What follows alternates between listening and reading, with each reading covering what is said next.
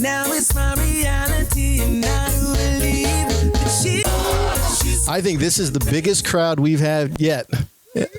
Thank you all for coming tonight. Hope you all had a great Christmas, holiday season, and a Happy New Year. And thank you for coming and spending time with us before dinner. Hopefully by then you'll be hungry for some fresh veggies and fruit.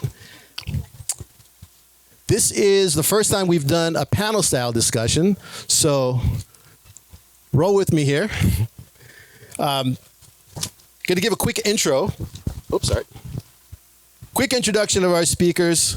We have, on your right, we have Dean Matsukawa. He serves as the Hawaii Department of Agriculture's Deputy Director, where he focuses on advanced state-level initiatives that support farmers, strengthen food security, and promote sustainable agriculture across Hawaii.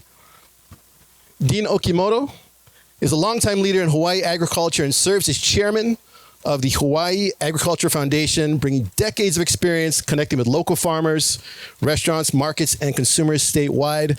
And if any of you went to Kaiser High School and moved on to working at Roy's for the first couple of years after you graduated, like myself, you know his products well. He's a godfather in the industry when it comes to fresh produce.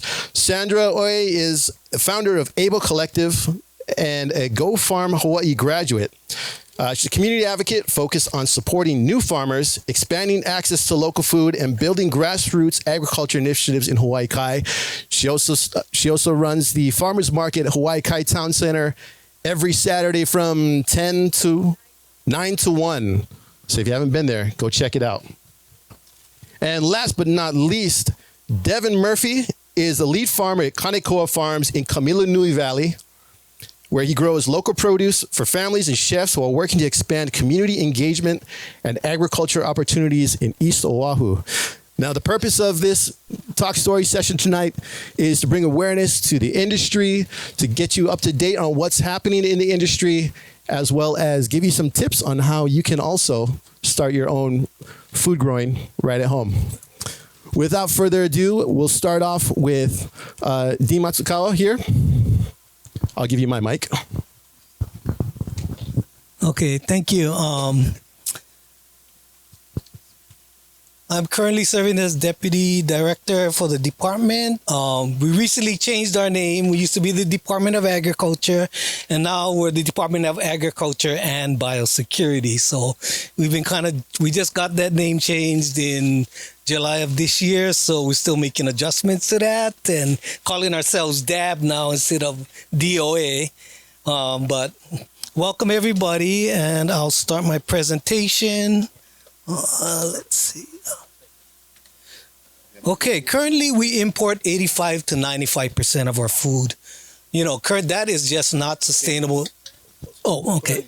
All right, thanks. So currently we're importing 85 to 90% of our food. With today's climate change, transportation costs, supply disruptions, it's very, very unsustainable and dangerous for an isolated state such as Hawaii. Until the 1930s, we were self-sufficient in food. We've got to get back, and we've got to get a bigger share of that, because of the global situation now. And Hawaii has tremendous potential. We have year-round weather that we can grow crops all year round. If one island gets hit, we're on several different islands. The other islands can produce food to sustain the other islands. So we have a geologically and climate-wise, we're in a very, very good situation. But we all need to work together, government, farmers, and the customers to support the farmers. We all got to work together. It may cost a little bit more, but you're getting fresher, healthier food to eat. And in today's day, you're supporting a circular economy.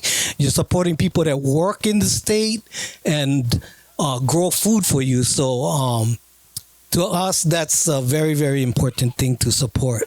The department supports all of agriculture. We support conventional farmers, organic farmers, no-till farmers, small-scale farmers, and large-scale farmers. So as a state agency, we do not favor one or the other, so we support everyone. So So challenges for agriculture.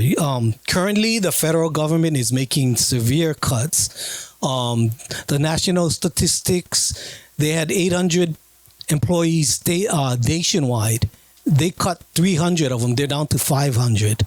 Right now, USDA is undergoing major restructuring, and there may be even more cuts from that. But the federal government support is dying down. The grants that they provided the department and for the farmers are dying down. So the support that we're going to get going forward, the department is trying to step up and fill that role as best we can. We're a very, very small department. I think we get less than a 0.5% of the state budget comes to the department. So we're a very, very small agency, but we try to help out as much as we can. The ag industry right now is facing so many challenges. The tariffs, increasing input costs, labor is hard to get. Everybody wants to work in an air-conditioned job and everything else. Climate change affects how we can produce. Economic slowdown that they're projecting for this year would make it very, very difficult. Based on the census, we lost 10% of our farms. We went from 7,328 in 2017 down to 6,569 by 2022. That's a major decline. And a large majority of the farms in Hawaii are very, very small. 87% of the farms make less than $50,000 in total sales. Another bright spot maybe is the regional kitchens that the DOE is standing up to purchase from farmers, local farmers. But Dean has a story about that, so I don't know how that's really going, but I'll leave that to him. So in order for us, our goal was, by the governor, was to double local food production, achieve 30 by 30. 30% of the state's food that they purchase has to be local. And by 2050, it has to be 50%. This is DOE, prisons, state hospitals, and that type of thing. So there is potential, but we got to grow the industry.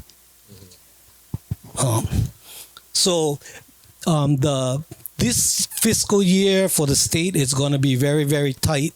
We were told not to ask for any new monies this year. The department decided because, well, if we can't ask for money, what can we do? So we're looking to do in-house things to help the farmers. So the first thing we decided to do, it was a two-prong approach. The first part was to support the farmers. So to do this, our development functions were spattered across a couple of divisions. We're going to kind of try to combine them all into one to create a one-stop shop for farmers. We're going to try to look for more funding for loans. So last session, thanks to the legislature, we passed a bill to overhaul our ag loan program. It reduced the interest rates and fixed it to 4%. Before we required either 2 or 3 denials to come to the program. We reduced that to 1, and then we increased loan amounts. We created a line of credit program so that the farmers wouldn't have to keep coming in to borrow operating loans every year. And so that really went over well. We have a $5 million budgeted ceiling. In the 6 months, we've already lent out. We only have 10% less. I think we got about $500,000 left. So it was a tremendous response to that. And that kind of led to the impetus to start putting these support programs together to support the farmers and make it easier for us to create synergies among this program. If you need marketing help, then you could also just come in one time and then maybe apply for a loan, get some marketing help. And then we want to revamp our statistics program to provide better information to the farmers, because right now, without information, it's hard to make business decisions. When you're dealing with constant change, tariffs and economies and everything else, it becomes very, very difficult to negotiate that. So we want to create more of a support for that type of industries. So the second part of the plan was biosecurity, as our name changed. So there was a great focus on biosecurity for the past 2 years in the legislature. But every farm has to deal with invasive plant or pest. Growing our own food reduces the chances of hitchhiker pests coming in on imported produce and plants. And biocontrol agents that the department works on are the permanent solution to these invasive species. So biosecurity helps agriculture by reducing the damage that these pests can cause. It prevents the spread of diseases and eases restrictions for our export crops. So I kind of wanted to go kind of change gears there and kind of talk about our support functions that the department can offer. The first thing that we offer is agricultural loans, financial support. We've funded many organic type operations. We funded Huiku Ola, that's a native plant nursery. We funded Puna Chicks, a free-range chicken operation on the Big Island. We did Guava Grow, which is a very, very small operation. And they actually got started with this micro grant program that we have for homeowners and people that have never farmed before. It's a $5,000 grant and $10,000 for organizations that community gardens or other type of nonprofits operations. But we have 2.35 million available this year, and the coming year will be we have 3.9 million available. But right now we just opened it up. I think we're going to be opening it up in about on January 19th. So we're going to start taking applications for the 2.9. I put the contact number up there. It's 808-973-9594. But it's a very, very well-received program because if you grow in your backyard, you can share with your family and you can share with your neighbors if you have extra or extended family or the community. People have grown crops that they gave out. People have done, people have actually started. Guava Grow actually started with this grant, their farm. They were Go Farm graduates, and then they took this grant and actually started their farm. So we have several people that have actually started with this $5,000 grant to actually start farming on a small scale. But it's very, very good. You know, people do backyard gardens, aquaponics, they do hydroponics on their lanais and everything else. So they buy weed mat, worm casings, and, you know, it's a great way to get started in farming. It's a great family activity. You can involve the kids. You can get... it's a great way to spend your afternoons and spending some time outdoors and doing something that you enjoy and getting your hands in the dirt and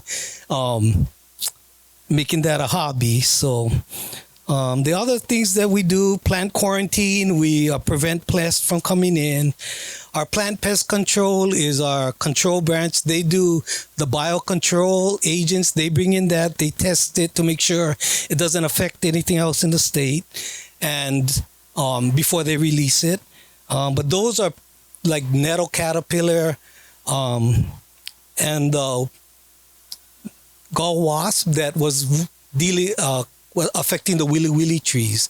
So once they released that, we pretty much saw no damage after that. And the final thing we do is market analysis and news, which provides data on crops and markets. Thank you. Awesome. Dean, thank you so much for that in-depth presentation on the efforts that the state is doing to help grow the industry. I know everybody's probably got some questions. We'll hold the questions till the end.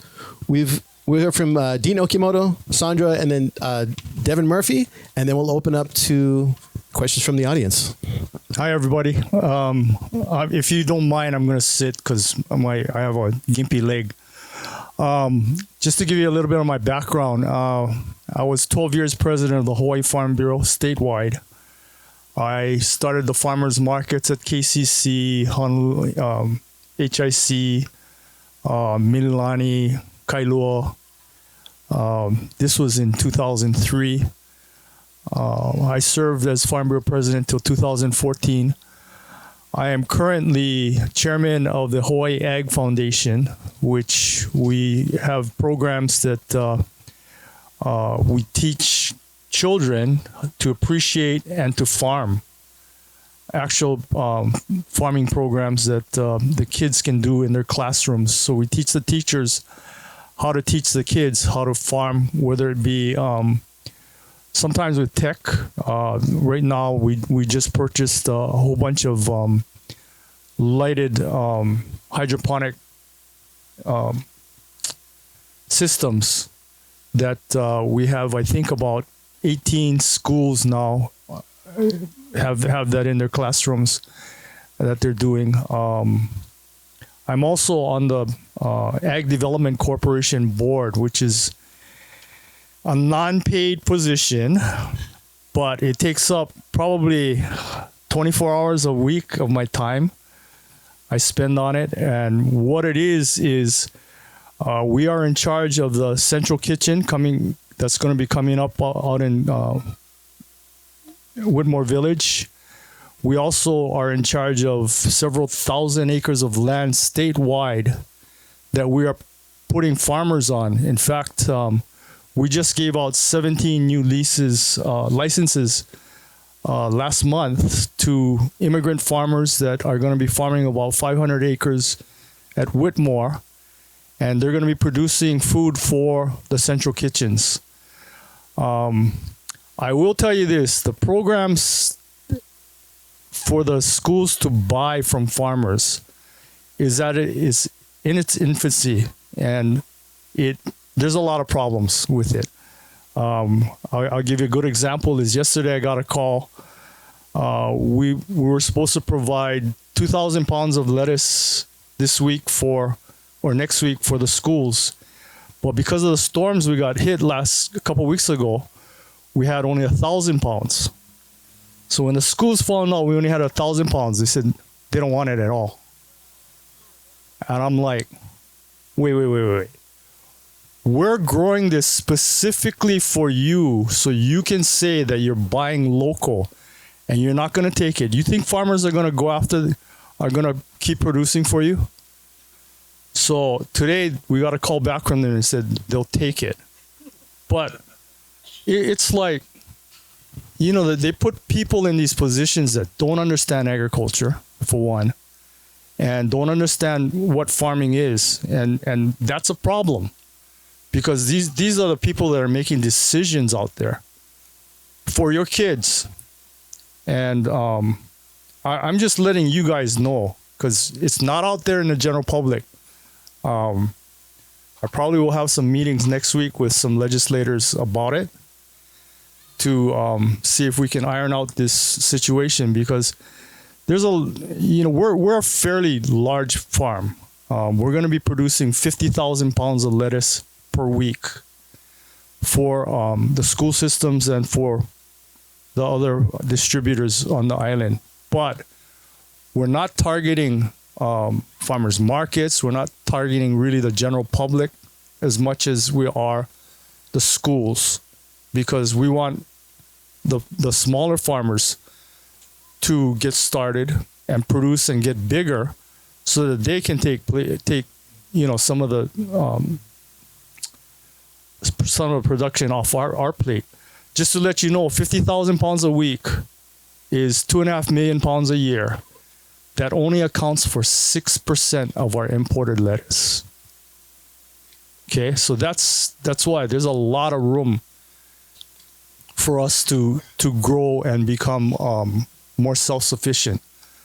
We're gonna try to grow other things too in the long run. So I've just been with it's gonna be called Nalo Farms. So my partner is Jason Brand. He owns Kohana Rum also, and Kohana Rum is the one that's making all the money right now. They're doing really well, but smart guy, and he's we're going after these contracts to hopefully get our kids eating more local products and stuff like that. Just like these 17 properties that we assign to these immigrant farmers, they're going to be growing things like cucumber, beans. I don't know about bitter melon. I don't know if bitter melon is going to take off in the community, but beans, tomatoes, things like that. So, and these farmers are excellent farmers, and they just had no markets and cheap markets. So, they're living by shoestring, and that's why, as ADC, I told them we gotta get these people on land that's affordable for them to farm and produce enough for the schools. And basically, that's what ADC's mission is to develop the central kitchen. This is also to also develop infrastructure for the farmers, because I'll give you a good example. Like any farmer that's growing vegetables for market, stuff like that, with food safety and stuff like that nowadays, farmers need to have chill facilities. When I downed my farm in Waimanalo in 2019, my bill for a chill, my chill box, which is about a little bit bigger than this tent right here, okay, was $12,000 a month. That was electricity, okay? So today, I would imagine it's got to be at least $25,000. So ADC will be developing these chill facilities for the farmers to house their products so that we can grow food that's safe enough for all of you to eat. But those are some of the things that I've been involved in. I should be retiring already. But these things still keep coming up, and it's interesting, and I still have a heart for farming and making sure that the industry survives. Thank you.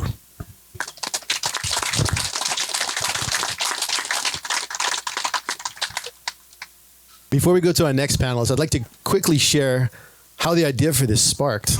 Our last Let's Talk Story session, we had HIEMA and Department of Emergency Management come and talk to us.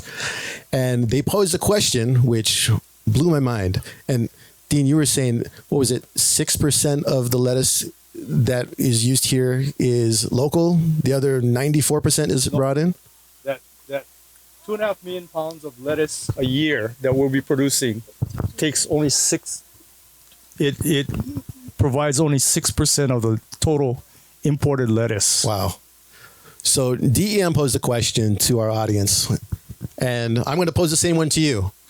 If Hawaii was ever cut off from our from produce being shipped in, how much food supply do you think we'd have? Could I get any guesses? 1 week? So the answer that they told us between 3 to 5 days. If our ports were ever disabled, there was a strike, we've got 3 to 5 days. So that sparked the idea of wanting to bring more awareness to the importance of growing food here, growing our own food supply. So I don't want to take away from Sondra's time, but that blew my mind. So without further ado, Sondra from Able Collective. Thank you so much. And actually that fact is really one of the reasons that actually I transitioned into ag from my background, which is accountant, a CPA, and a business consultant for the last 20 years.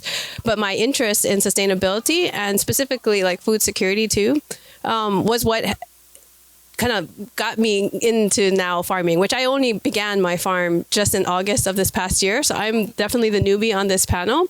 But it's this idea of like being able to grow food more sustainably, having more food grown locally is what was really important to me, and why I became a farmer, and why I actually am starting the farmers market here in Hawaii Kai.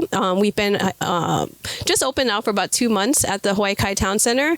But I actually live in Kaka'ako now, but I grew up in Hawaii Kai in the Kalama Valley. But in Kakako, there's a lot of options for me. I would walk to different farmers markets during the week to buy my produce. In other places like North Shore or Kailua, there's also a lot of options. But in Hawaii Kai, there isn't as many. There is the Kaiser market, which has some produce there. But as far as like really having a good selection of locally, and even for us, it's organically grown produce, there really wasn't that much of an option in Hawaii Kai. And that's why one of the reasons I decided to start the farmers market here in Hawaii Kai.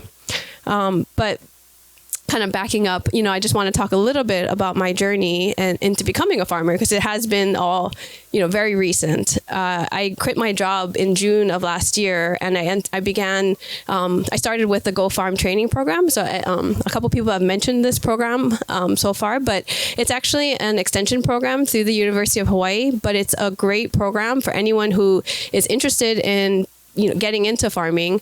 It helps you to make that transition from whatever job that you're currently in and into becoming a farmer. And it does this through like a very hands-on learning program. So we had our own student plot. We got to learn how to grow in the actual classroom of in the field, not like just sitting in a classroom, but actually in the field, learning, getting hands-on experience.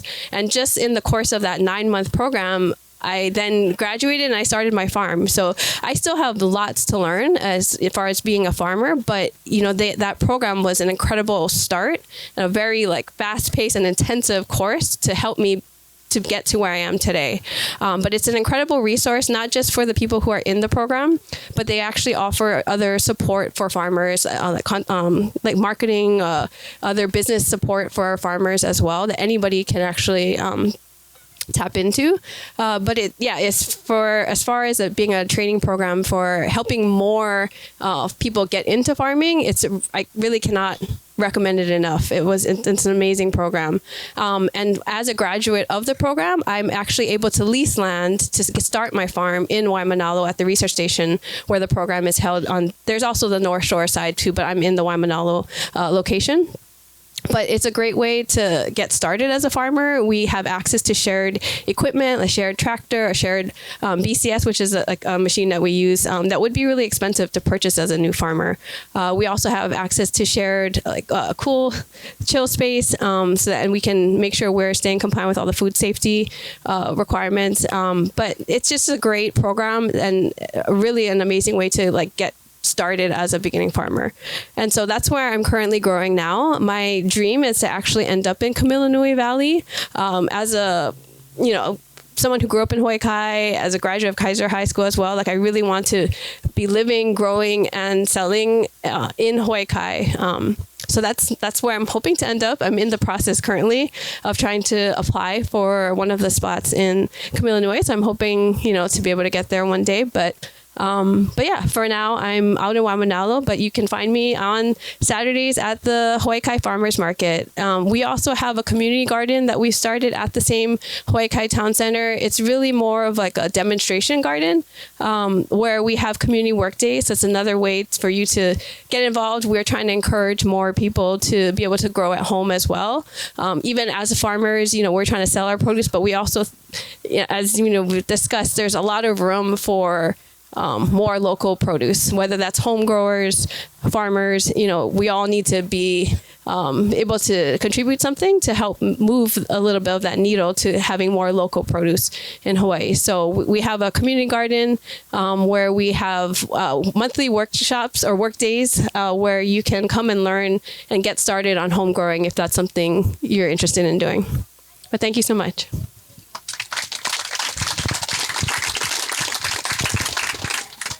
And then we have Devin Murphy from Kanekoa Farms back in Kamilanui Valley.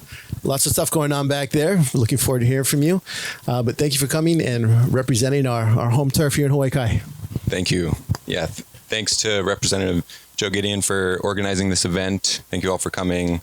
Really appreciate the opportunity to share with you really specific to this area what's going on with local agriculture. So Sondra kind of gave a brief intro about the Go Farm program, which I was going to talk about too. First, I just wanted to talk a little bit more broadly about the history of farmland in this area in Mauna Lua. originally, when Henry Kaiser bought what is now Hawaii Kai from the Bishop Estate, they set aside Camilo Nui Valley to be the breadbasket of the area for the new bedroom community. This involved pushing the farmers that were around the fish pond, which is now the marina, farther back into Kalama and Camilo Nui Valley. And they issued 55-year leases to the original families. And those leases just ran out last June. So we're in this really interesting context right now where we're still kind of waiting to hear back from Kamehameha Schools what the longer term plan is for the valley. So that's kind of the context we're in right now. Our reason that we got the land is kind of an unorthodox journey. I used to work at Go Farm and was friends with one of the graduates from that program. So what Sondra was talking about, you do the program, you get a plot of land, and then you get 3 years to start your farm business, after which they kind of kick you out of the nest and you go and find your own land, which is a really smart model, because if you were just going to go and try to find land and have never farmed, it would be really hard. So at least you have 3 years of experience. So my friend Gina Kanekoa won an award through Kamehameha Schools called the Mahiai Matchup, which is a scholarship program given out to young farmers, entrepreneurs, where they place you on a specific site. So Gina had phased out of the 3rd year of the Go Farm program and was placed at a parcel of land in Camilo Nui Valley. The previous tenant had been evicted for using the site as a dump site. So that was the context of where we are now. This was almost 3 years ago, and I was working for Gina, and she basically decided it wasn't worth the risk of investing longer term in the land, in her business, just because the precarious nature of the lease agreements. That was 3 years ago. The leases were set to expire June 2025. And leading up to that, the last few years, we've been waiting for Kamehameha Schools to make an announcement about what their long-term plan is for the valley. So she just saw that and decided she didn't want to do it anymore. And this is an example of somebody who did all the right steps. They went through the program, they had experience, they had a successful LLC with a business partnership with a major restaurant, and even that wasn't enough given the land access issue, which I think is one of the main things for small farmers here.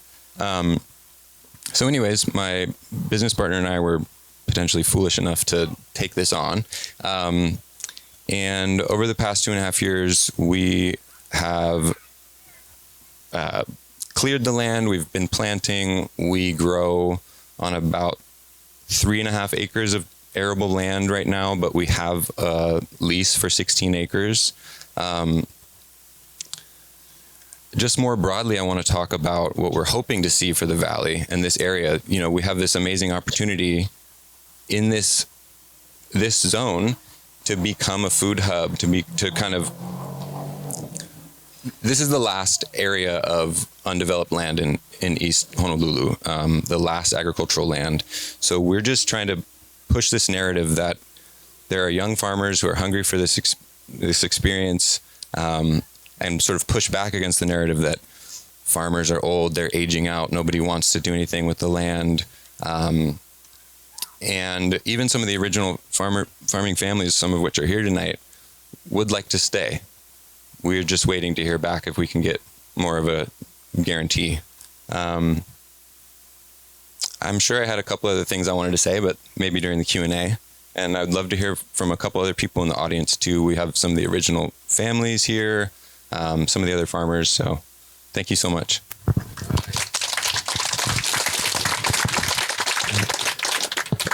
Before we start fielding questions, I want to say a big mahalo to our panelists.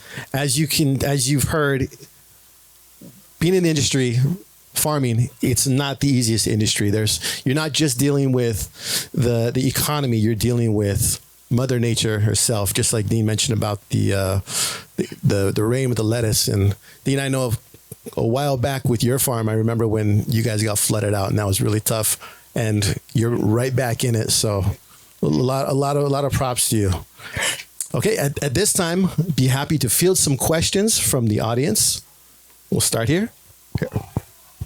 Hi, I had a question about that microloans. You said it's $5,000. What if there is a condo association, a big condo with, 400, 500 people in it? Is there a bigger limit to develop a community plot for that condo? No, I think the limit would be 10,000, but you could form multiple groups, right? You just cut it up into smaller pieces. Each group would have a certain size portion of the plot. What do you mean different? Like a group of residents have one portion, another group has another portion. Yeah, maybe 10 have this section, and they apply for a grant. 10 so start that's the how next you one. can get more than $5,000. Yeah. Otherwise, it's $5,000 per household or resident. Per person, per person, and then 10,000 for an organization. Oh, okay, that's interesting. And is that a loan or a grant? It's a grant. So you don't have to pay it back. No. But as with anything, got strings. You probably gotta turn in reports. Like what did you produce and that type of things. But it wouldn't be. You didn't need to repay. So you can use it to purchase the equipment like the irrigation and whatever else you need. Yep, supplies, fences, things like that. All of that would be qualified. Oh, that's interesting. Okay, thank you. Thank you. Question? Oh, we'll go here. Thank you. Hi there. I live in an apartment in Waikiki with no balcony or anything. I am wondering if there's any way to,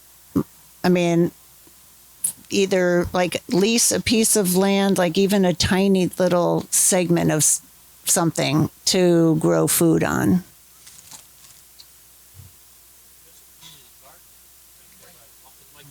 And usually it's like a lot of people on the list for that. I'm just curious if, the process of doing something would be going to that Go Farm program and then going through all those steps. And I'm wondering if you could tell a little bit about that. Just to clarify a little bit, Go Farm is more to help people transition into commercial farming. So they're pretty straight up about that. They're not looking to have people who are just doing home growing, because they are really looking to train people who are going to grow for a larger group of people, like for the community. So being able to actually be doing farming as a business. So Go Farm, if you're looking more just to do home growing, is not necessarily the right program. But UH actually does have another incredible program, which is the Master Gardener program, which that is will work with home growers and help train people on how to grow at home. So that's an option for. But it's also like finding the land to grow on. Yeah, and actually we have here, was it Alama? I'm so sorry, I forgot her name, but she's the, I think the new president for the Hawaii Kai Community Garden. So, yeah, but that's also an option, and maybe she can talk a little bit about that as an option. But the other option too, if you are looking to do, I don't have any personal experience with this, but indoor aquaponics, which we were talking about beforehand, could be an option for you. If you're not unable to get, because there is a wait list, and she can talk a little bit more about that process of getting into these community gardens. But if you are looking to grow something, there are some options for indoor growing. Because I also live in an apartment with no balcony, so I totally get, what you're trying to do. But maybe I think she can explain a little bit more. Hi, I'm Aloma Myers, and I'm with the Hawaii Kai Community Garden. I was just elected the president of the garden. Okay. I've joined the community garden during COVID in 2020 because I was going crazy, being confined indoors and not having much to do. At that time, there was no waiting list. But as soon as people learned about the community gardens, the list at each garden exceeded 50 to 100 people. Right now, the city and county is trying to find more land to create more community gardens. Right now, there are no community gardens west of Honolulu, and they're trying to find land there. Hawaii Kai is here. There's Diamond Head. There's Manoa. There's Makiki. There's Dole, which is close to the Queen's Hospital. It's on the other side of H1. But it's a great program, but there is a waiting list. And I would encourage you, if you can, to get on a waiting list. It's now being handled by the city and county. So you can, I think you can get on a list for several gardens since it is now centralized. You're welcome.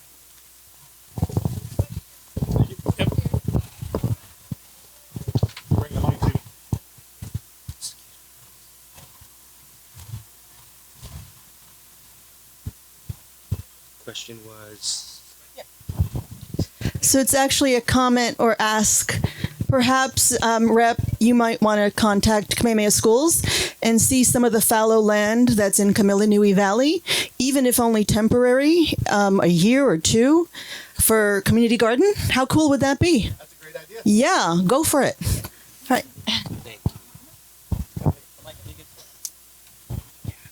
I was gonna request a song real quick. I'm just joking. He sings karaoke really good. It's my brother Joe, by the way. So I had a question. So my wife, she couldn't be here tonight, but she's got a ranch out in Waimanalo, and we were talking about the biosecurity and the invasive CRB, the coconut rhinoceros beetle. Man, we driving around and you film all the coconut trees, the palms, the big ones, all being devastated. So is this CRB, does it also eat bananas and taro and all kind of other foods? So that thing worries us because we want to plant. We got some land there. But we look around, we're like, I see the larvas too. Those suckers are like my thumb, big and rubbery, and even the cattle egrets can't eat them, the chicken.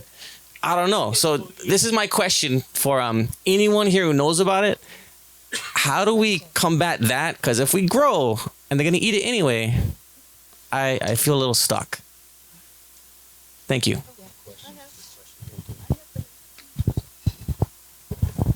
CRB response team from UH, and I'll connect with you because we're working with them. We have over 38 coconut trees that we're caring for on the wetland here and other places, and we're working with Fish Pond Heritage Center on it too. So we're actually doing some community outreach, and I think they're going to end up coming to the Waikai Neighborhood Board possibly in February to do presentation. But there are some best practices that could be done immediately, but we'll connect up on that.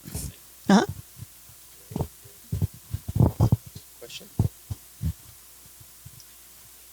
I just want to give more information about the Master Gardener program. So that's at our Urban Garden Center in Pearl City. I work for CTAR. And so you can sign up to do that. They go through the program. I don't know how long it is, but Tina Lau is the extension agent in charge of it. It's a free program, and then you have to give back by doing so many hours volunteering a year. But you really learn a lot. And then they have different huis at Urban Garden Center. They have a grafting hui, a fruit hui, where they save whatever we're growing on that 17 acres.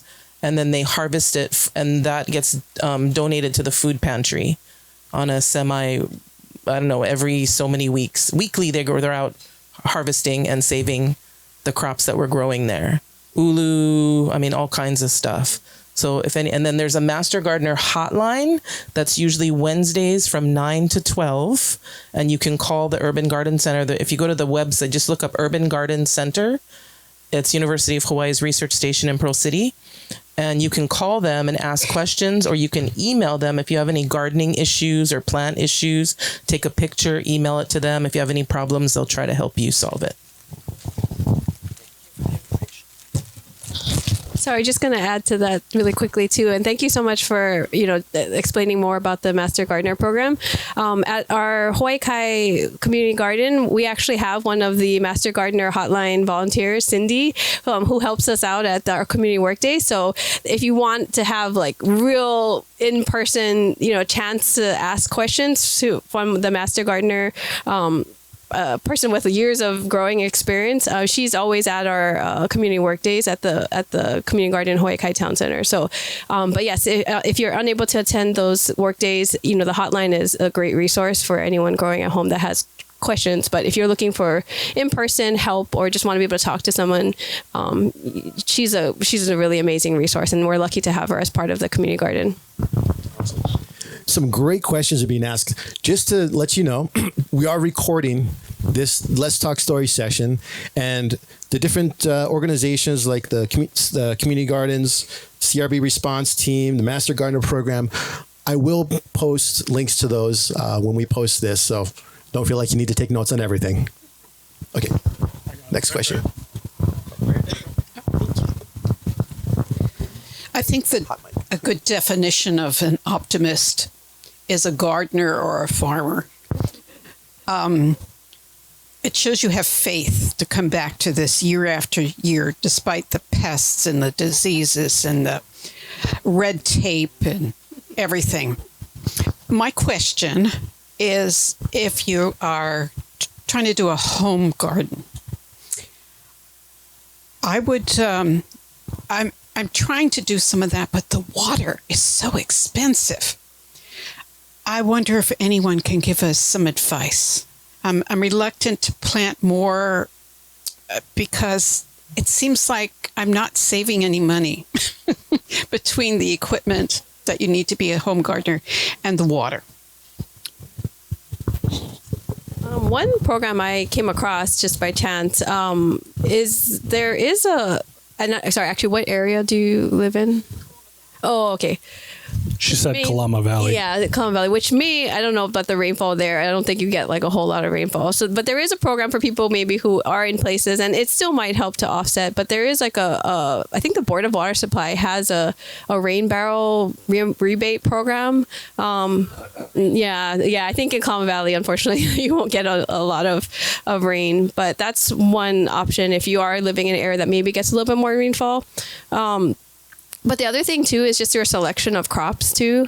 So certain, and I'm going to lean on the other more experienced farmers to talk about this, but certain crops require less water. So you might need to maybe just grow things that don't require as much water if you're trying to look to save on. And then the other option too is like mulching can help with retaining the water, the moisture in the soil. So that might be a way to lower the amount of water that you're having to keep giving all your plants. But maybe, I don't know.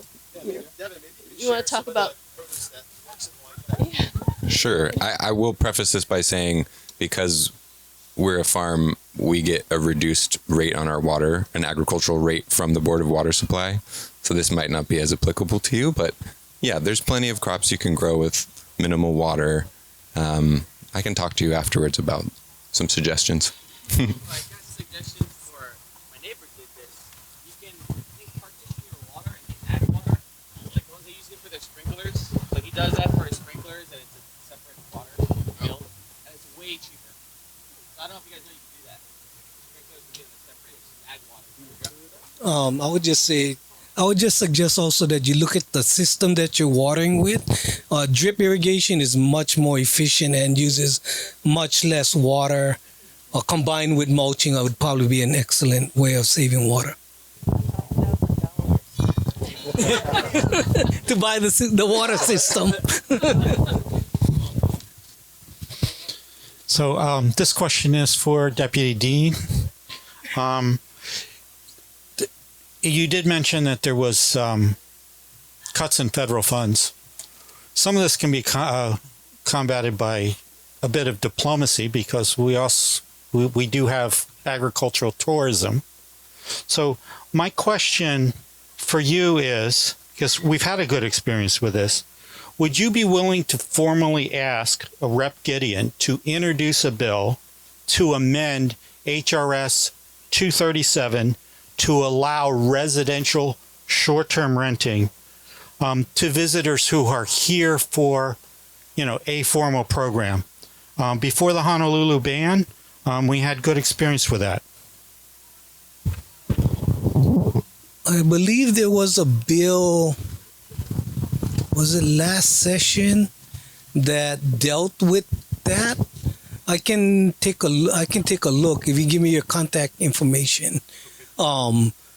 It dealt specifically with house agritourism with houses, like rooms for rent in these type of operations. So yeah, and I yeah, so I'll take a look and then I can get you some of that information. Yeah. Also, another reason we're doing these Let's Talk Story sessions is just that, to talk story and get ideas for legislation. As I'm putting together my bill package, looking for ideas from the community to see what you guys want us to be working on. So ideas are great. If you have an idea for a bill, please reach out to my office. Ed, we've been in contact, and let's get together again. Okay. Another question? Aloha. Thank you so much, Rep Gideon, for putting this together. Like you said, it's vital that we learn about what's really going on here. And the big picture is scary. 3 to 5 days of food if we should be cut off for any reason. So I want to acknowledge and validate everybody who's here, who's doing something to grow food. Is our Governor Green supportive of any of this? And if not, what would you like to see him doing more of? Yes, the governor is supportive. More so the First Lady. By the way, the First Lady is spearheading a lot of the DOE school kitchen programs that's going on. She's a smart lady, Iolani girl, by the way. And but the governor is supportive because Jamie is supportive too. So yeah, he's on board. In fact, right now in the legislative session, I think we went in for also putting a small kill slaughterhouse in, money for that out in Kunia, which will alleviate some of the protein problems that we have in schools, so we can really get pigs and sheep and things like that onto kids' plates. So that's something to look forward to going forward. Question over here. Hi, I had a question in terms of access, specifically financial access to local produce. So I know with certain SNAP programs, you get like the double up. And so with every dollar you spend, you get $1 back for local produce. And then obviously if you can afford like buying all local with your own money, that's great. But then do you have any proposed solutions for this middle bracket of people? Because I think local produce, for good reason, is a bit more expensive. And it also has that image of just being a bit fancier, a bit, just more expensive. So what do you propose, or do you have any ideas to make it more financially accessible for the average consumer?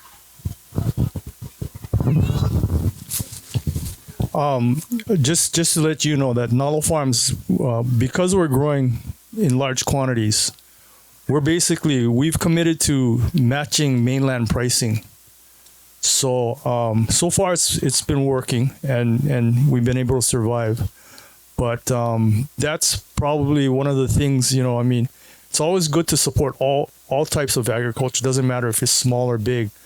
But at the end of the day, the big farms sometimes they need support also, because they're the ones that the more they grow, the cheaper the price can be. Yeah, so supporting those farms sometimes are also, but also the farmers markets, because farmers markets are smaller farmers, but they have limited amounts of produce. It's generally higher quality than most when you go to the grocery store. So and the prices are generally pretty affordable. I think that's the whole purpose of farmers markets. That's why, right? Probably why you started it, yeah. Right, Sandra? I just wanted to add to that. You know, we can't necessarily always compete as local small scale farmers, especially, you know, we're growing organically as well. So we know that price is always going to be something that's difficult for us to match as a small scale farmer. I mean, I definitely think as you get bigger and bigger farms are able to maybe match prices more directly with imported produce. But it is a challenge, you know, as being able to sell the produce at a price that allows farmers to farm, like to cover the costs. But I do think, like at least for our farmers market, I do try to compare all of the produce to like Safeway, Foodland, and just to make sure we're not too out of line. And so some of our prices are the same as, you know, what you would get at Safeway, and it's much better quality. You know, it's fresher, it's locally grown, organically grown. But we can't do that with everything. For sure, there are certain things that it just costs more to produce. So unfortunately, we can't necessarily compete on price per se. But what I actually heard just last weekend from one of our customers was, you know, we're discussing about, you know, the price of local ag. And what she was saying was that, yes, it is maybe more expensive at times compared to, you know, something you buy at Costco. But what she was telling me was that, you know, like with the expiration dates, like usually only like a few days out, even though you're buying this really cheap produce, like she was telling, like how she ends up throwing away a bunch of it because it just doesn't last as long. So even though the price may be difficult to compete with, hopefully there is value because you'll have to buy less over time because the produce is fresher, it'll last longer. But it is a challenge, and unfortunately, like we can't totally just match prices to mainland and imported foods. Because otherwise we wouldn't be making it as a farm business. And we do, and you know, as for us at the farmers market, we're trying to make it where all the farms that we're supporting can continue to survive financially. But I totally hear what you're saying, and we do try to keep the prices somewhat in line with at least like what would be available nearby in the area. But the other option to, you know, as part of our community garden as well, we do try to share some of the harvest from that garden, and it's free for people who come out to the workday. So that's one way to get at least a little bit of access to some locally grown food. But like you said, like the SNAP programs, which we are applying to actually be able to accept that at the farmers market, that is for like a certain, you know, threshold, and it doesn't necessarily include people in that sort of middle bracket. But hopefully, like through the community garden or being able to show people how to grow some things at home, you can sort of offset some of the cost of buying local with being able to grow some of your own food at a very affordable rate. So that is, I don't know, that's the only thing I can offer. Maybe Devin, if you have something else you want to add. Yeah, something else I wanted to talk about is a model called community supported agriculture, or CSA boxes, which is where it's a direct to consumer agreement with a farm where you can purchase a subscription for a weekly produce box, which helps the farmer out because they have a guaranteed market up front. And then also you have a direct connection with that. And maybe we can look into getting SNAP benefits to cover that cost as well. For our farm, up until a month ago, we had an arrangement, a business deal with one of the hotels in Waikiki. And now we're shifting our focus to do more community supported agriculture because we really want to be feeding this community rather than, you know, the tourist industry is there and it's very lucrative on a smaller scale because those larger hotels can pay a higher price. But CSA program, talk to me afterwards. We're just pivoting right now as a farm. So this year we're trying to open it up more to the public, have more community work days, have a CSA program, and we're really appreciative of Sondra. We're selling through her farmer's market, and we might even set up a farm stand in Kamilanui Valley. So those are some ideas.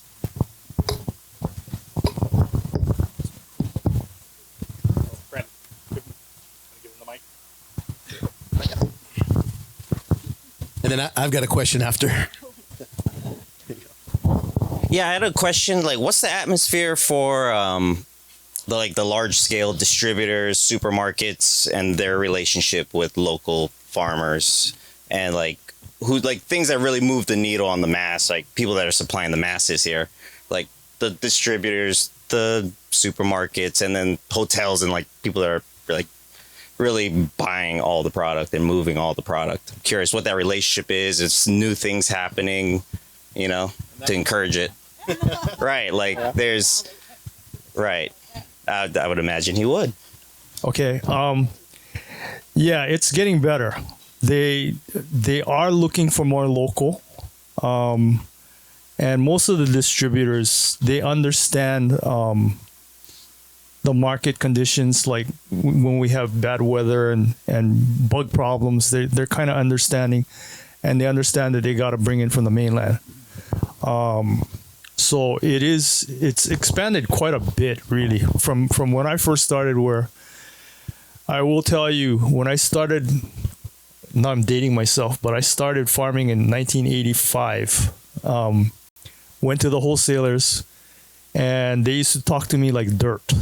Seriously. They used to tell me, get the hell out of the way. So, I mean, and that time my dad was farming with me. So I threw the boxes down and left. And I was going home and I was thinking to myself, what did I just do? So my dad made me go back and apologize to them, which it's the right thing to do. So I did. But since then, now they actually embrace the farmers. And the more you can grow, the better it is for them. And they're looking for quality. They're looking for the best things that Hawaii can grow. So overall, I think the distributors like Otani, Armstrong, Cisco, Manson, they're actively looking for it. And especially with the school contracts now, they actively go out and ask farmers to grow. Like one of the things that is interesting that's going on right now is I'm trying to get the wholesalers to go on a tiered system for the schools. And the reason why is because not everybody can produce at the same price. Yeah. So tier 1, you have guys that can probably come pretty close to matching mainland price. Tier 2, you have at a little bit higher price. Tier 3, tier 4, whatever, a little bit higher and higher, right? But what I would like to see is for the schools to be able to, if they can't get enough on the tier 1, then they move to the tier 2, buy tier 2 and tier 3 or whatever, and they average out the price. It's still going to come out cheaper than most times just buying direct from one small farm. So we saw this system in Colorado. I went to Colorado to go look at it. The Colorado schools are doing it. And they seem to like it. The farmers seem to like it. And I mean, it went down to where there was a truck there that came in with a truckload of vegetables on the back of his truck that he sold. And they were buying it. So, it can work. It's just, it takes work. And it takes an understanding by people of farming. And to me, that's the hardest thing to get beyond, is educating people of what agriculture is about, the challenges, and how we maneuver around these challenges. So I want to just build on that idea. And I love this idea of a tier system, because as a small scale farmer, we're not going to be able to compete with the big farms. But I wanted to add one idea that I just had. I know you told me this idea earlier beforehand, but I was thinking about it as you were talking about it again. One thing that can help beyond just having the tier system is, and moving up that as if the demand isn't met by the lower tiers, is to actually set aside a certain percentage for like tier 3 or 4 people who are really coming from the small scale farmers, so that a set percentage can go to small scale farmers who are generally most times beginning farmers. So if we want to support the next generation of farmers and support small scale farmers, that a percentage maybe can, so that we're not just getting one-off orders when the other bigger players can't fulfill the order, but that can be a set amount dedicated to the higher priced farmers that they can count on a reliable, because as you know, like it's hard to like just suddenly meet some demand without yes, yeah. Committed market. Anyways, that's just an idea I wanted to add to that. Oh, sorry.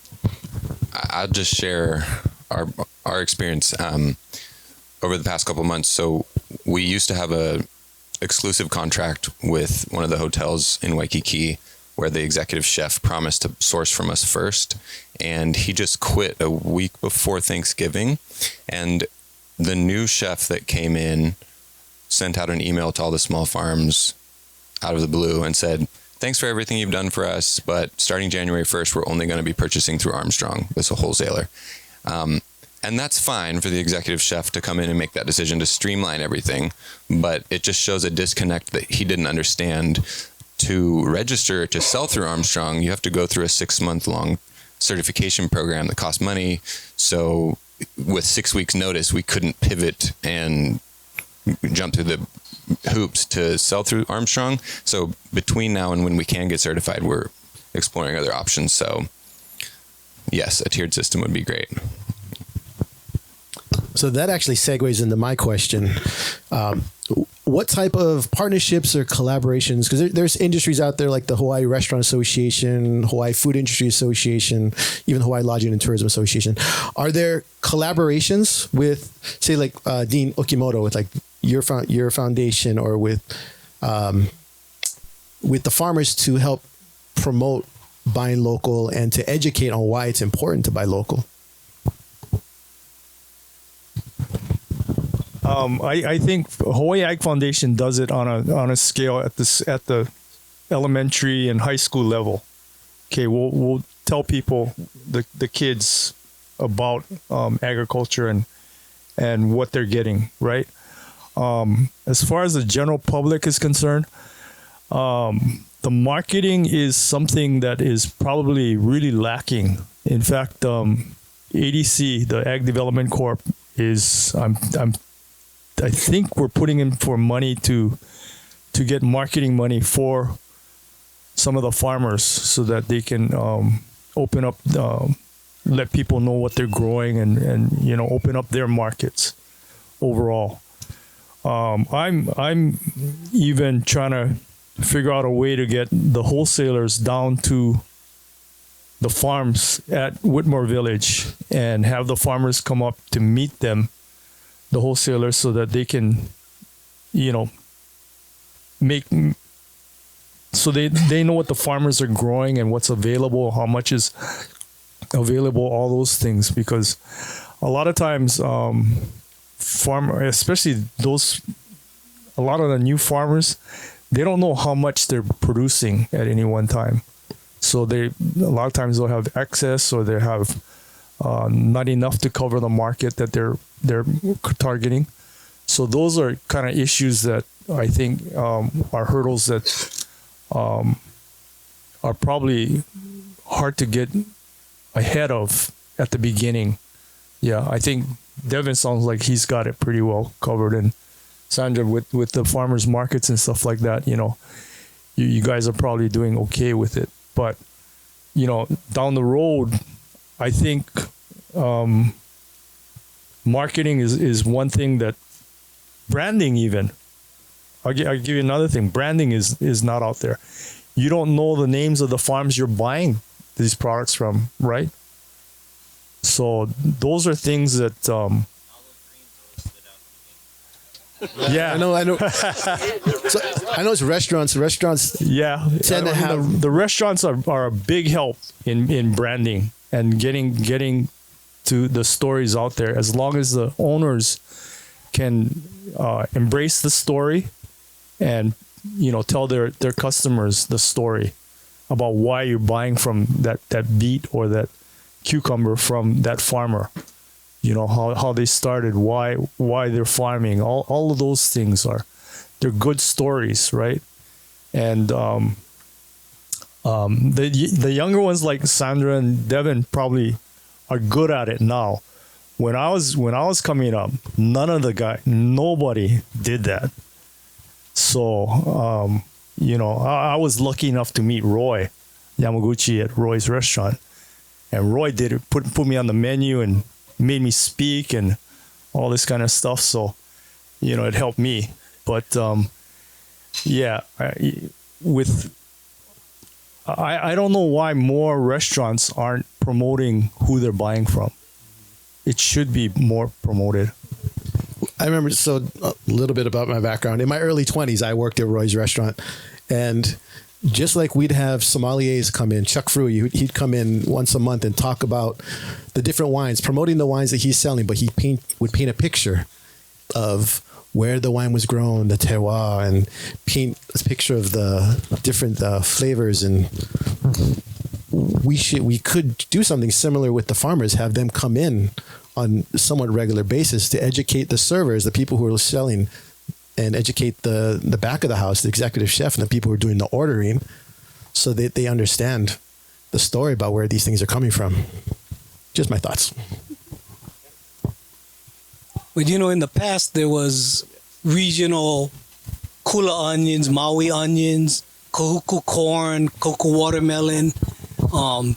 And I think it's the farmers getting together and doing that again. Right now, we're also talking to a lot of food hubs where they can congregate their stuff, and the ulu that's being processed by the Ulu Cooperative in Kona is a great example of that. They got into the school food systems and that type of things, but I agree that there should be more associations like that to promote their products and promote their reasons, like Kona coffee and everything else, right? Well, even like the ulu, they're educating on people on the different uses. You don't just steam them. There's other things you can do. You can fry them and make chips. Chocolate mousse. Chocolate mousse. I ordered a whole box of frozen chocolate mousse. We have another question over here. Thank you very much. Joe's already pointed out that we only have 3 to 5 days worth of produce on the island and back storage, you might say, if there were a survival issue. So we know that there are developers who've had no qualms about downsizing the food supply by making agricultural land available to development. What is the best counterbalance to that? Clearly, if everyone grows a little on their patio, that's not enough to go from 3 to 5 days to 3 to 5 months.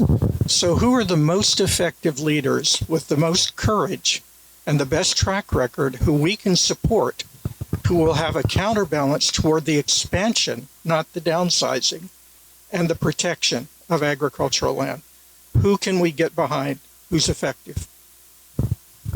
It's interesting. Ag land is under tremendous pressure. And the reason why that is in the past, we had urban areas and whatever, and all these other lands, it was all dumped into zone ag. So the available large-scale lands that these developers want is all in zoned ag.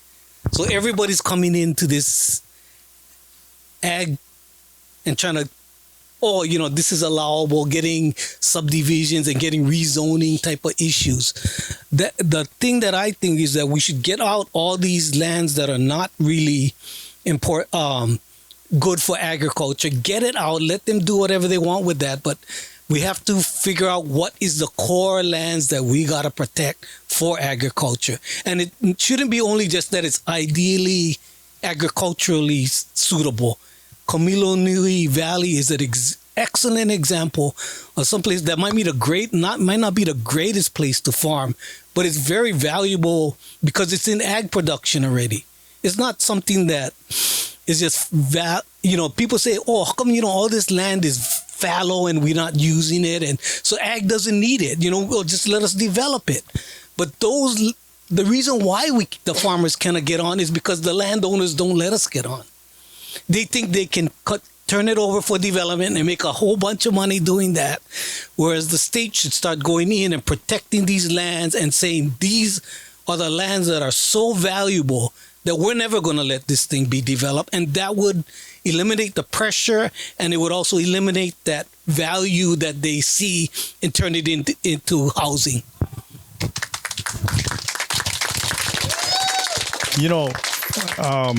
just to let you guys know, in 2006, when I was president of Farm Bureau, we passed an ag bill, and it was called Important Ag Lands.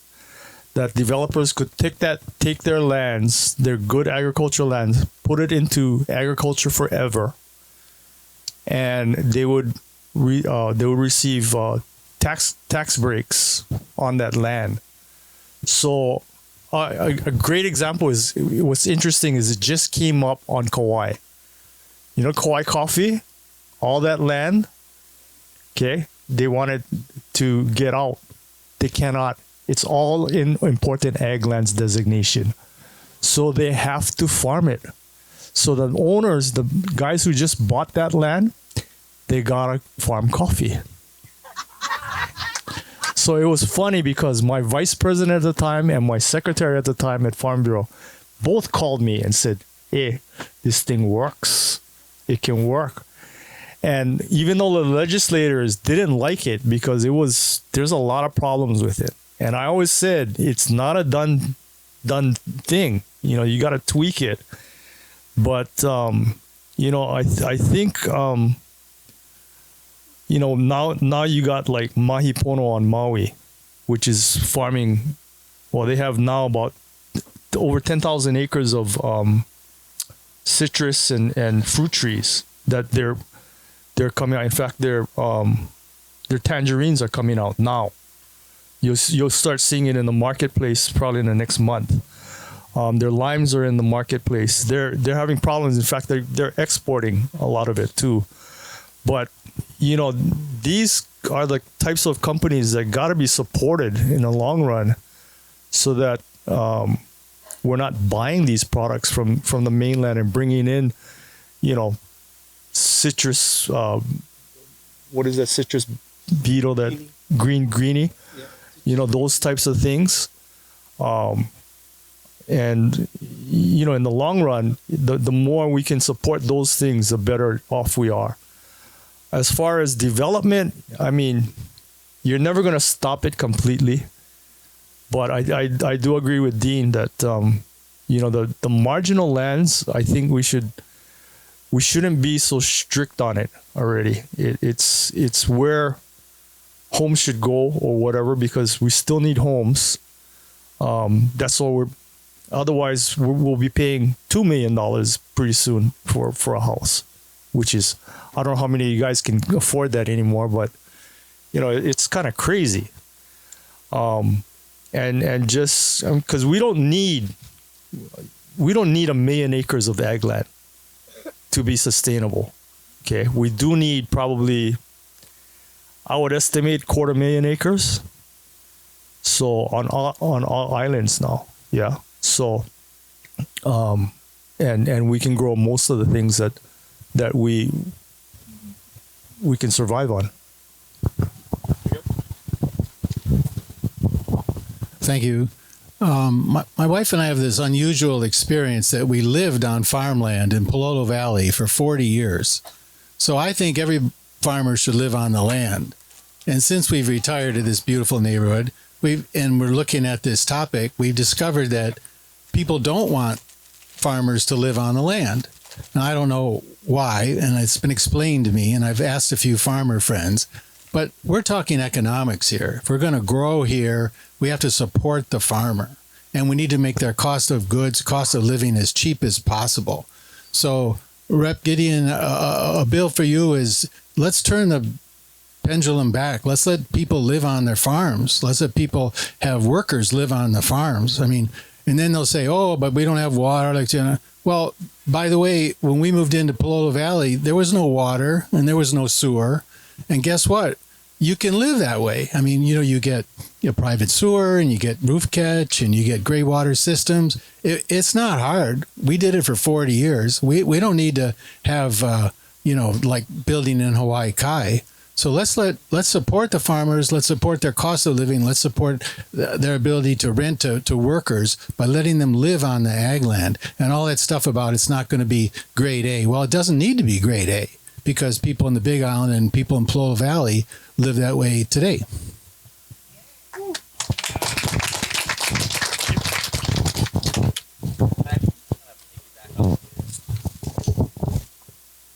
then we've got time for one more question before we wrap up.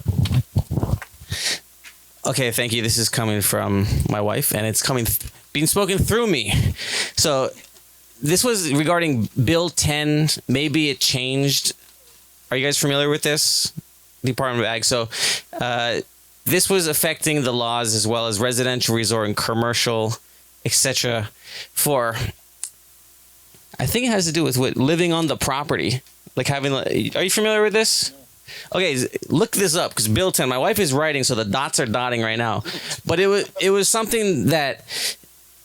So there's a house on our property in Waimanalo, but you couldn't live there if you were not working the land. But a lot of people who have gotten older are still living on their farms. But you cannot live there if you're not working. You're too old to work. You can't do it. So there was this really tough thing with the residential component, whereas it's like an ag facility type dwelling on the property. And the laws have been changed. It's about 300 pages. And it came out like last minute trying to change it. So if you look at a Bill 10, the number may have changed, but it's definitely affecting being able to live on the property. And we're not just talking one person living. Like you got a farm, you got multiple people, multiple generations. So it's really, you could look deeper. She wrote a lot more, but I'm going to save it for someone else. Bill 10, Google that. It's a real struggle right now. This has been a problem for probably 40 years, at least. That the argument is that if you allow people to just build freely on ag land, that you get gentleman farmers, which is if you go out to Po'omoho, you can see 20,000 square foot homes on a 4-acre lot, and these people that take advantage of those things. I am for ag worker housing, but it's got to be a strict thing, and it has to be approved. To me, it has to go through the system where it's approved by DPP, by DOA, and things like that for ag worker housing. For homes, if you're a farmer, yeah, I agree. And at one time, I was on a task force for the city where we were trying to limit the size of the homes that were going on ag land to, like, I think we came to the conclusion like 8,000 square feet was the biggest, and it went to the corporate council, and they said can't do it. It's just it's illegal. So those are some of the issues that around those types of things of ag land that they're trying to work through, and they haven't done a very good job of it yet. So I don't know. Rep Gideon, good luck on that one. Yeah, you guys see those Maui that got the coffee estates? Yeah. That mansion, and then you got the rows of coffee, and then I guess you kind of let them allow that, like a co-op or like a share crop. And the house is fat. Yeah. You just got some rows of coffee bush. Yeah, I fought that as president farm bureau at one time. I lost. I know the topic of worker housing on ag land is coming up again. And this week and next week for the finance committee, we're doing all our informational briefings. Ed, I know you've been watching them. The one for agriculture and biosecurity is going to be on January 13th, 9 a.m. I'll post the link to that on my page. You can watch it on YouTube. I'm sure it'll be very informational as well. Will you be there? I will be there. You will be there. Okay. You can go to capital.hawaii.gov under events, but I'll also put a link for it on my website, make it easy to find. We've got time enough for one more question all the way there in the back. Oh, we'll do two questions. I got one for Elizabeth. Bill 64. And then one for... So I understand the need for workforce housing on ag land, but I want to speak on behalf of Kamilanui Valley. It is nestled in the back of residential homes, one way in, one way out. The floor of is 87 acres, and yes, it's in ag production, and we're very happy to have Devin there. Thank you very much. He's our new stellar star. workforce housing back there would not work. They tried it in the past. In addition to that, they tried agritourism. Does not work. It's not fair to the larger community that would be negatively impacted. So as you look at workforce housing for ag land, please know that Kamilanui Valley is not a place for that, nor is agro-tourism, because you have larger community to consider, and it's nestled in the back. The Kamilanui Valley has homes and residencies on the ag lots, and that's great. So I just wanted to offer that up. Thank you. Last question. Not a question, just a comment. You were talking about making sure that education is part of what you're doing. And I work at Hahaione School. I was at Lelehua last year, and they have a great agricultural program. And I think it would be good if we did more programs for the kids so that they know more about growing, and maybe on the little cups of soil that we have, like a little sticker that says it comes from such and such a farm or whatever. And we start talking to them more about how to grow and how to appreciate food.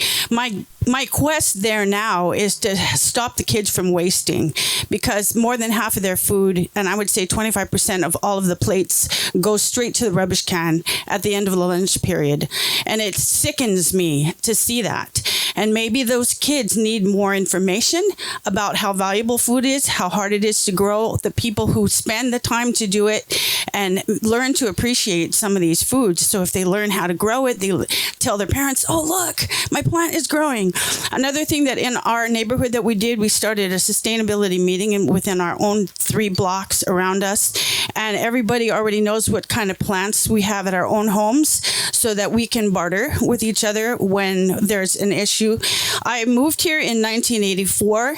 That whole cutting off of Hawaii Kai is real. That happened before Costco was even built. And so the amount of the thousands and thousands of people who are now in this area that didn't live here in 1984, if we think that we're going to not have a problem of people hoarding, if there were a cutoff of shipping or any of that, it's going to be way worse than it was in 1984.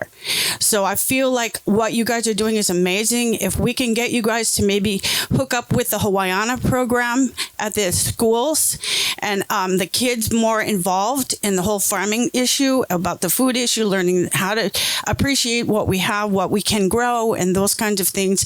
Maybe they can take some of that information back to their parents. They can start being part of this whole community, because no offense, but there's not a lot of little kids over here right now today. And so I'm thinking that generation, the one who texts or tweets or whatever they do, can get the word out so quickly about certain things. And maybe if they go, look at my plant or whatever, that they can start moving this work forward. And whatever we can do to help that DOE understand how to get some of this local food into the schools, I think that's going to be a big foot in the door if we can move some of the agricultural food into the Department of Ed. So those are my comments. If there are teachers out there at some of these schools, I would suggest you contact the Hawaii Ag Foundation office and see, or even go to the website and see some of the programs that we have for we have for elementary school level, intermediate, and high school. So 3 different programs that basically they are growing food. And it can be as simple as planting the seed and having these kids take home the what they plant and produce. And it's amazing actually, because things that they wouldn't eat if you just put it on a plate and gave it to them, they'll eat if they grew it. So those are things that I think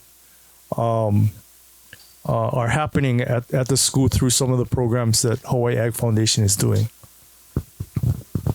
Awesome. Let's talk after. Bring your kids out for a field trip to the farm. Just before we finish, just want to put a plug in for our farm going more public. We're going to revamp our Instagram, Kanekua Farms, website coming soon, kanekuafarms.com. Help us preserve Kamilanui Valley. help us get longer term leases. We've talked a lot about the marketing aspect of things, but on the flip side, underlying all of that is land security, land tenure for small farms. The majority of small farmers in the state don't own the land that they farm on. If we had more of a guarantee, growing food is hard enough. If we had a guarantee that we know we're going to be somewhere long term, it would help us tremendously. So please support us in that. Before we wrap up with any closing comments from any of our panelists, I'll just quickly say thank you so much again for organizing it. And I just am really happy to see so many people turn out for this topic, because I do feel like somehow in the last, 4 generations, there's become such a disconnect from having come from a place where, like my great grandparents came here to work on, plantations and things. And now to the current generation, not having any idea how food is grown. And somehow within that short amount of time, there's been such a disconnect. And through teachers like that, who are really passionate about it, and, just working with other farmers who are really just trying to share, about this journey and how difficult it is to be a farmer. I think we need for people to understand like the work that it goes into growing food, because through these recent generations, it's just sort of gotten lost. And so having people who support local agriculture, who are interested in this, want to help, move things forward for the next generation, I think is really, it's just really makes me happy to see all the support. So thank you so much.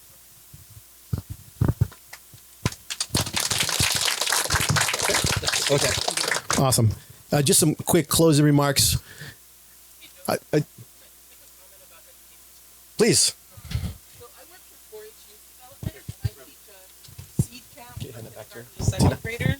I work for 4-H Youth Development, so I work out of UH Manoa for College of Tropical Ag, and I teach a seed camp, which is teaching kids seed saving, transplanting, planting a garden in the summer. So look out for that. If you have kindergarten to second graders, next year I'm going to bump it up to third to fifth graders to teach more advanced things. But we also have a junior master gardener program. Right now we're doing a pilot with Kaala Elementary with 4-H in the schools. We also have after school clubs that we work with. So if there's educators or teachers and you're interested in having us come in and support you with curriculum or other things, just come and find me. I'll give you my card. But any kind of educational things, 4-H is it's the largest youth development program in the United States. We have over 6 million kids. In Hawaii, it's really small. But on the mainland, it's like the biggest thing ever. Livestock. We have a livestock show every year. So they're raising small animals. They're doing all these things on all the different islands. And this last July was the first time we've had the farm fair in a while, right? And we had the 4-H livestock show. So if you were at the farm fair, there was a huge tent with kids from Maui and kids from the Big Island and their animals, and they got sold to auction. The biggest issue is the slaughterhouse issue. So that's good to know that you're working on that. Can you repeat the organization you work with? 4-H Youth Development. So if you look up Hawaii 4-H, UH Manoa, 4-H Youth Development. And we'll be posting links to all of the different organizations that were mentioned tonight, including the websites for our panelists. I know there's probably a bunch of other questions, and if there are, please feel free to email my office. We'll field the question for you and get back to you on an answer.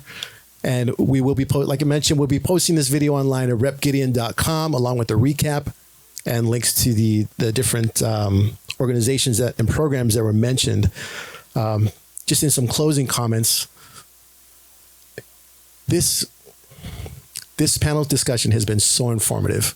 I mean, a great discussion, really. And thank you, everybody, for coming tonight. Our panelists, I mean, really, you really helped paint a picture for us. Related to the restaurant industry, like the front of the house, they'll take the order. They paint the picture for the guests, but really the people who are handling the food, they're the heart of the house, just like our farmers are the heart of our house. Without you guys, I mean, we're not going to eat. So thank you so much, for everything.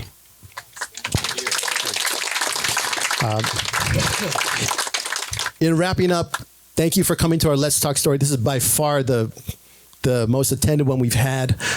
If there are any other ideas for issues you'd like to hear about for a Let's Talk Story session, please email me, visit repgideon.com. Different topics that have come up, homelessness, the fishing industry. I'd love to hear from you, hear about the things you want to talk about. Our goal is to bring in a subject matter expert once a month to talk about the issues that are important to you. So thank you, everybody, for coming this evening. Mahalo.